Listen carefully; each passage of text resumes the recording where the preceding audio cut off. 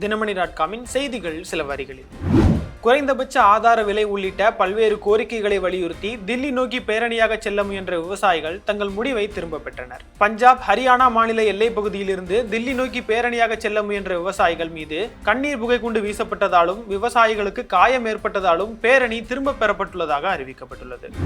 பாஜகவின் உயர்நிலை தலைவர்களின் அழுத்தமே ஏக்நாத் ஷிண்டே துணை முதல்வராக பதவியேற்க காரணம் என்று சிவசேனா தலைவர் சஞ்சய் ராவத் தெரிவித்துள்ளார். மகாயுதி கூட்டணிக்குள் தொடர்ந்து குழப்பம் நிலவி வருவதாக விமர்சித்த அவர் மத்திய அமைப்புகளை பயன்படுத்தி பாஜக மாநிலத்தில் பழிவாங்கும் அரசியலில் ஈடுபடுவதாக அவர் குற்றம் சாட்டியுள்ளார்.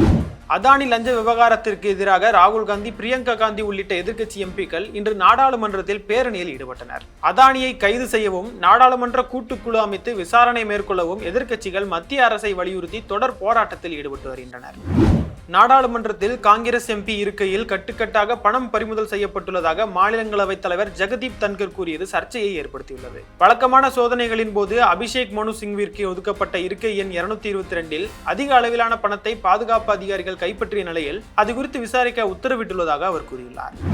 100 விளையாட்டு வீரர் வீராங்கனைகளுக்கு முதல்வர் கையால் அரசு வேலை வழங்கப்படும் என துணை முதல்வர் உதயநிதி ஸ்டாலின் தெரிவித்துள்ளார். ராணிப்பேட்டையில் நடைபெற்ற அரசு விழாவில் கலந்து கொண்ட அவர் விளையாட்டு வீரர்களுக்கு விளையாட்டு உபகரணங்களை வழங்கியதுடன் கட்டி முடிக்கப்பட்ட கட்டிடங்களை திறந்து வைத்து புதிய கட்டிடங்களுக்கு அடிக்கல் நாட்டினார்.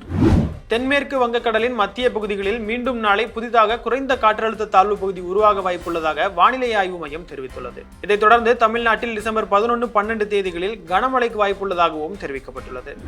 இத்தாலி கிரிக்கெட் அணியின் கேப்டனாக ஆஸ்திரேலிய வீரர் ஜோ பர்ன்ஸ் நியமிக்கப்பட்டுள்ளார். அடுத்த ஆண்டு நடைபெறும் T20 ஐரோப்பிய இறுதிச் சுற்றுக்கான போட்டிக்கு முன்னதாக தற்போதைய இத்தாலி கேப்டன் கரேத் பெர்க்கிடமிருந்து ஜோ பர்ன்ஸ் கேப்டன் பொறுப்பை பெறுவார் என்று எதிர்பார்க்கப்படுகிறது.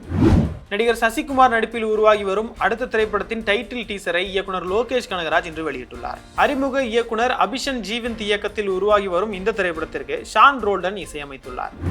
தினமணி.com செய்திகள் சில வரிகளில் நிறைவடைந்தது. மீண்டும் சந்திப்போம். வணக்கம்.